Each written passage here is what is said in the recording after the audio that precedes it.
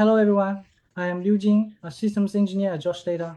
Today, I will be sharing some of our practical experiences in optimizing distributed cache networks. In version 5.2, we made several optimizations to our distributed cache. The optimizations include addressing performance degradation caused by network fragmentation, reducing the heavy CPU usage from memory copying, and improving our current use of CRC for data consistency checks. However, CRC has a drawback in that it requires significant CPU resources, and there is another issue as well. We use page cache to read cache data, but when the system is under heavy memory pressure, we observe that read latency becomes quite high. Let's first talk about the first issue, which is the problems caused by network fragmentation. To begin with, why does network fragmentation occur? This situation arises in some of our large-scale customer environments. There are a huge number of juice mount points, which can reach tens of thousands. For example, in the diagram above, this customer has 9,400 mount points, and there may be hundreds of corresponding cache nodes as well. Each mount point needs to establish a communication connection with our cache nodes. Moreover, there is not just a single connection between each mount point and cache node. Our current strategy, both in version 5.1 and 5.2, addresses this aspect. The use of all these connections depends on our number of requests, that is, it's related to the concurrency of the request. This results in a massive number of connections across the entire cluster, with the number of clients multiplied by the entire number of connections to the cache cluster, and then multiplied again by our concurrency level. Having too many connections can lead to a variety of problems. On one hand, this significantly increases CPU and the memory load. On the other hand, the large number of connections compete for network bandwidth. Ultimately, this leads to the problem we are currently facing, network fragmentation. Of course, if the network itself already has high latency or a high packet loss rate, this fragmentation issue becomes even more severe. In some of our clients' environments, the number of mount point CPUs can sometimes even exceed 50 in such extreme cases. We conducted some performance analysis on this situation. The flame graph above is not from the client, but rather an analysis of a similar scenario. You can see that scheduling operations, which are usually not very noticeable, occupy a significant portion of the CPU. Here, I've zoomed in for a closer look. It accounts for about a certain percentage, roughly around 20% of CPU time. Upon further analysis, we found that this is an additional issue caused by network fragmentation. This is because JuiceFS is developed in Go, and Go's network module is based on an edge-triggered mechanism. When network fragmentation occurs, the scheduler will frequently wake up the waiting coroutines. However, since each time a coroutine is woken up, the data it reads is not a complete application packet. After being woken up and reading, it immediately enters a new waiting state. Because we are a file system, each L packet is very large, so reading a single packet requires a lot of wake-ups and waiting. This results in a large number of ineffective context switches by the scheduler.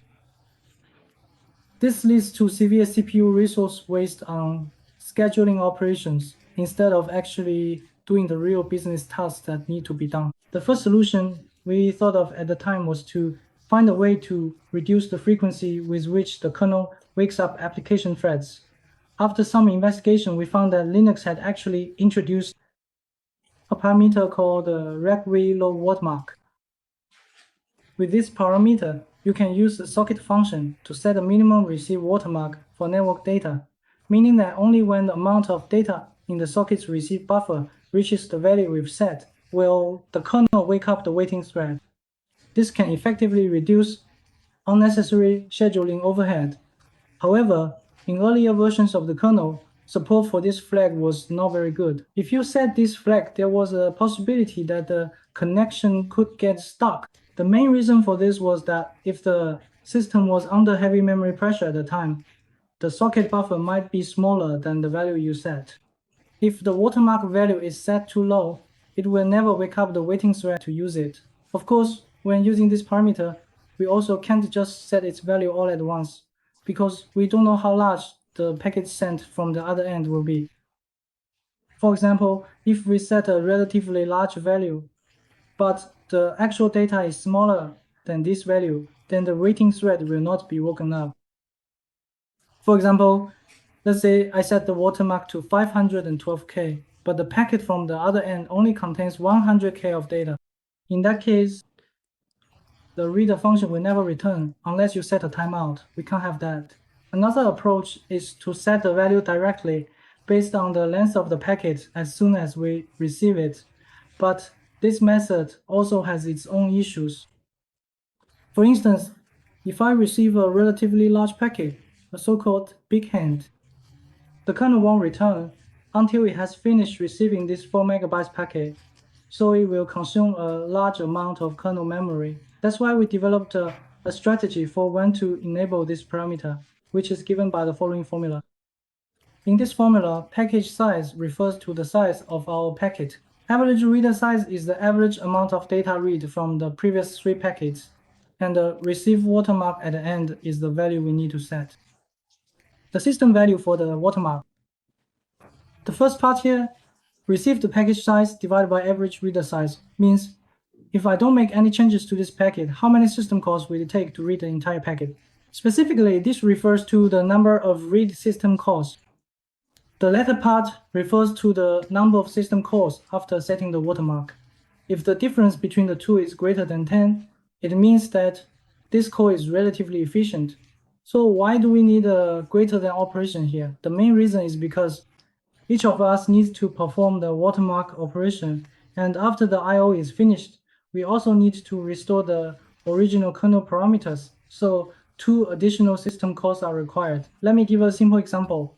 For instance, I have a substantial 4 megabytes data packet, and the initial 3 reads only return a mere 4K of data each time. If I were to continue reading in precisely the same manner without any significant changes whatsoever, it would indeed take 1,000 system calls to fully read the entire data packet. So if we use a 512K receive watermark, it only takes 8 system calls to complete, plus 2 additional calls for the settings, making a total of 10. This significantly reduces the number of system calls. Let's take a look at some performance comparisons before and after enabling this feature. This is a 2-node setup, each node equipped with a 50 Gbps network card. The chart on the left shows the results after enabling the watermark. To fully utilize a 50 Gbps network, it requires 4 cores, while the part on the right requires 8 cores. In other words, we've reduced the number of cores from 8 to 4. This optimization is something we developed. This is the most effective optimization in the entire process, as it achieves the greatest reduction in the number of cores needed. Let's take a look at the second solution for fragment optimization. As we mentioned earlier, there are a large number of connections in the customer's environment, which leads to network fragmentation. Our second approach is to reduce the number of connections through connection multiplexing. Connection multiplexing is a fairly common method. It works by sending multiple requests over the same connection, with each request carrying a unique ID. When the server returns a response, the client can use this ID to wake up the corresponding thread, thereby enabling concurrent processing of multiple requests on a single connection. Doing this can also reduce packet fragmentation. This shows a comparison before and after enabling connection multiplexing on the network. Comparison results show this environment differs slightly from the previous. This is a 2-node distributed cache cluster, each node equipped with a network card capable of over 200,000 PPS. We run FIO on it, and roughly this is the performance achievable with 2 nodes. The bandwidth is roughly 99 gigabps. In the chart on the left, with door-off enabled, it requires 18 cores, while in the chart on the right, without door-off, it needs about 21 cores. So you can see that the effect is roughly a reduction of 3 cores. The third part is merging small packets in the file system. Even though the vast majority of the traffic comes from data, the number of small packets is actually very large, and their role is quite critical. For example, a read request itself is actually a small packet, but its response packet is relatively large. So if your request is sent quickly, the response time will also be fast. However, too many small packets can cause the waiting threads to be woken up frequently, which is somewhat similar to fragmentation. On the sending side, it's usually necessary to use a single system call to send this packet to the network at once. On the receiving end, it may even require two system calls, one to read the length of the small packet and the second to read the remaining data into memory. To reduce these system calls, a common solution is to combine multiple small packets into a single large packet. Of course, with our previous approach, before connection multiplexing, this wasn't really possible because each connection could only handle one request. But with connection multiplexing, we can handle multiple requests at the same time and then merge these requests together. Our merging strategy is when the total size of requests reaches 4 KB, that is, after all the objects are serialized and the data in memory reaches 4 KB, when the send queue is already empty and there's no more data to send, we send all the data at once. On the receiving end, there isn't much we can do. Not only do we not need to read the length each time and then read the data, we simply read all the content from the network card into a buffer in one go. The upper layer application then extracts the required length of data from the buffer. This approach reduces the number of system calls. For example, suppose I have small packets of data, each 100 bytes in length, and I have 400 such packets. The total data volume would be 40 kilobytes. After merging, each large packet is 4 kilobytes, so I only need 10 large packets. Originally, with 400 packets, I would need 1,200 system calls. But now, with 10 packets, I only need 30 or so system calls. This greatly reduces the number of system calls. However, there's a problem with connection multiplexing. A single connection has difficulty fully utilizing the network card's bandwidth. This is especially true now that many data center networks have bandwidth of over 100 Gbps. Therefore, in version 5.2, we introduced a connection adaptive adjustment mechanism. To handle sudden traffic spikes, we calculate the average bandwidth per connection every second. When the average bandwidth exceeds a preset threshold, the system will automatically increase the number of connections. Of course, to make bandwidth changes smoother and more stable, we check once per minute rather than every second to determine whether it's necessary to reduce the number of bandwidth connections. When the average bandwidth per connection falls below the set threshold, the system will proactively reduce one connection. In this way, the total number of connections is gradually reduced. In real-world scenarios, although there may be a large number of mount points, the number of actually active mount points is usually not high, so only a small number of mount points have a large number of connections. This means we can significantly reduce the total number of connections across the entire cluster, thereby lowering the system's resource consumption. Moreover, during switching, for example, when a hotspot shifts from mount point A to mount point B, the number of connections to mount point A will gradually decrease, while the number of connections to mount point B will gradually increase. Next, let's take a look at the second issue, high CPU usage caused by copying. First, let's take a look at where exactly the copy operation in CPU occurs. Through frame graph analysis, we've found that the CPU consumption during data transfer is mainly concentrated on the sending side, specifically when the sender is reading from the disk. It reads the data into memory and then transfers the data from memory to the network, usually into the network card's SKB. However, if our application process doesn't need to perform any operations on this memory, reading the data into user space memory seems a bit redundant. So in version 5.2, we introduced the splash system call on the cache side. Splice is used to move data between file descriptors. Its main feature is that it completes data transfer within kernel space, avoiding the need to copy data back and forth between user space and kernel space, thereby improving performance. When handling requests, the thread transfers data from the file to the pipe provided by Splice, and then the sending thread moves the contents from Splice into the socket. The entire process is completed within kernel space, avoiding data copying in user space. There is also data copying at the receiving end, mainly copying from the network card to the application, and then from this part of memory to the fields, and finally to the end user. This process also seems like it could be optimized, but because of zero copy on the TCP receiving side, zero copy is achieved through mmap, and the memory operated by mmap is organized in pages. Therefore, the data packets received by the network card must be in page-sized units, and the protocol headers need to be removed. Therefore, if you want to achieve zero copy on the TCP receiving end, the network card needs to support the ability to place protocol headers and data in different memory locations. In addition, the MTU size must be configured as a multiple of the page size, plus the corresponding network protocol headers.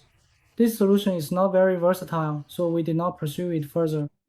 The third issue is the high CPU usage caused by CRC. Of course, CRC does consume some CPU resources, but we can remove it, because data verification is an essential part of enterprise tradition. However, when we analyzed the code, we found that CRC was being executed twice. The first time was when reading cached data from the disk for verification to prevent disk data errors. The second time was when the server sent data to the client for verification to prevent data errors during network transmission. In reality, these two verifications are redundant checks on the same data. Therefore, we can consider merging the two CRC checks into one. This approach not only ensures data integrity, but also reduces CPU overhead. The issue with merging the two CRC checks into one is that the first CRC check is performed on separate data segments. For example, we calculate it in 32K chunks, and each CRC is also calculated per 32K segment. The calculated CRC results are then stored on the disk. The verification and the storage are done in segments, but the second time is performed all at once on the entire network packet. Even though the computation is distributed, the final result is sent to the other end for verification using the DLC value. To achieve this, we merge the CRCs that were originally stored in segments on the server side. Of course, we only merged the CST-related values and did not involve the actual data, generating an overall checksum value. Then this merged CRC value is sent to the client along with the data. After the client receives the data, it performs verification to ensure data consistency. This approach effectively halves the CPU consumption for CRC calculations. We did not perform a separate comparison between zero copy and CRC. Here, both the zero copy and CRC optimizations are focused on the cache nodes. So I borrowed Sandy's diagram and placed it here with the right part shows the CPU usage of the cache nodes. The CPU utilization dropped from about 1 core to less than 0.3 cores, mainly thanks to the reduction in zero copy and CRC as mentioned earlier. Finally, in version 5.2, we added support for direct I/O in the distributed cache. The reason for introducing this feature is that the previous mode relied on the page cache. When the operating system is under heavy load, this can easily lead to performance degradation. As just mentioned, we observe that the reader latency tends to be relatively high. In addition, the traditional page cache also requires data copying between kernel space and user space. This also brings additional CPU overhead. Direct I/O allows programs to bypass the page cache and interact directly with the device. However, you need to pay attention when programming, because the memory address and data length of the data being written do not need to be aligned with the device's block size. Typically, the block size of devices is either 512 bytes or 4K. If a client is equipped with high-performance storage devices and has high requirements for stable performance output, then using the direct I/O mode can be considered. This way, you can achieve more predictable and stable performance, right? Because if you use the page cache, there may be some latency fluctuations, especially when there is high memory pressure. That's all. Thank you, everyone.